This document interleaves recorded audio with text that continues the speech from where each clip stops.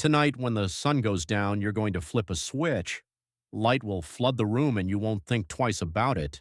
But for 99.9% of human history, that switch didn't exist. When the sun set, the world went dark, and what your ancestors did inside that darkness would completely change how you understand sleep, creativity, fear, and the strange quiet that lives inside you at 3 a.m. You think of darkness as an absence, a gap between one day and the next, something to be managed and overcome. But for the humans who came before you, the ones whose blood runs in your veins, darkness was a world of its own. It had its own rules, its own rhythms, its own gifts. Here's the thing nobody tells you. Your relationship with the night is broken, not because you're weak, but because it was redesigned. For most of human prehistory, your ancestors didn't fear the dark the way you do. They lived inside it. They organized their entire social world around it.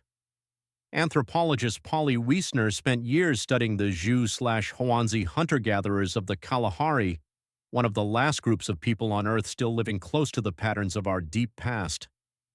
She recorded thousands of hours of conversation, and what she found split human behavior cleanly into two worlds, daytime and nighttime. During the day, the talk was practical: food, tasks, complaints, who did what, who owed what, the noise of keeping life running. But when the fire was lit and darkness fell, something shifted. The conversations changed entirely. Stories emerged. Long, winding, emotionally rich stories about spirits and animals and ancestors and distant places. People laughed more. They danced. They sang. They talked about each other, not to gossip, but to understand. Wiessner found that over 80% of nighttime conversation was devoted to what she called the social imagination, building bonds, processing the inner world. Your ancestors didn't waste the night. They used it to become more human. Now think about what you do with your nights. You scroll, you stream. You push back the darkness with blue light and chase unconsciousness at the end of it. The firelit circle that shaped your mind for 200,000 years has been replaced by a glowing rectangle. The social imagination has been outsourced to an algorithm. But here's what makes this stranger than it sounds. It isn't just what your ancestors did while awake in the dark. It's how they slept. You've probably heard that you should get 8 hours, one long, unbroken block, and if you can't, something is wrong with you. The sleep researcher Roger Ekirch spent over 2 decades combing through historical documents, diaries, court records, medical texts, literature from medieval Europe. What he found collapsed the myth entirely. Before artificial light became widespread, humans didn't sleep in one long block, they slept in two. The first sleep began shortly after dark and lasted 4 to 5 hours. Then came the waking, a period of quiet consciousness in the middle of the night, sometimes an hour, sometimes two, that people simply called the watch or the wakening. Then came the second sleep, carrying them through to morning. This wasn't insomnia, it wasn't a problem, it was the design. During the watch, people did remarkable things. They prayed, they had sex, they checked on livestock, they visited neighbors. They lay quietly and let their minds drift into a half-waking, half-dreaming state that physiologists now recognize as hypnopompia, a liminal consciousness where the boundary between imagination and reality softens. Many people kept candles and notebooks beside the bed specifically to write down what came to them during the watch.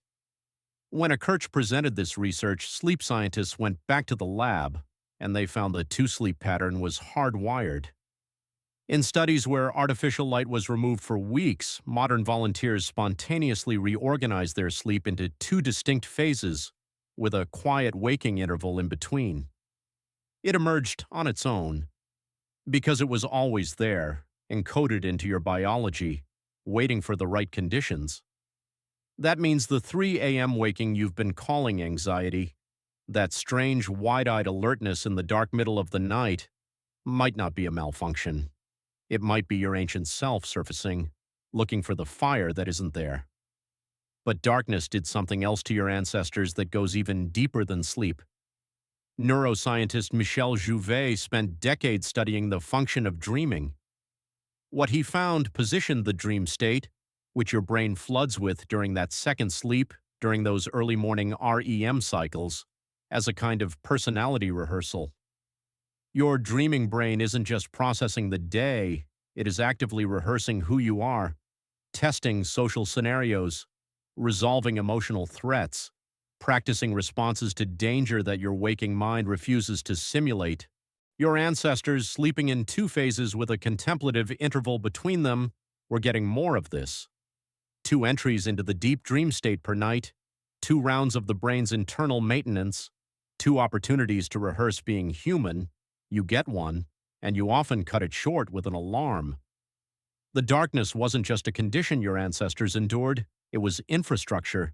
It was the environment in which the most important cognitive and emotional work of human life was done. Now consider fire. For hundreds of thousands of years, the campfire was the center of human social life after dark. It wasn't just warmth. Anthropologist Christopher Lynn studied the physiological effects of firelight on the modern human body.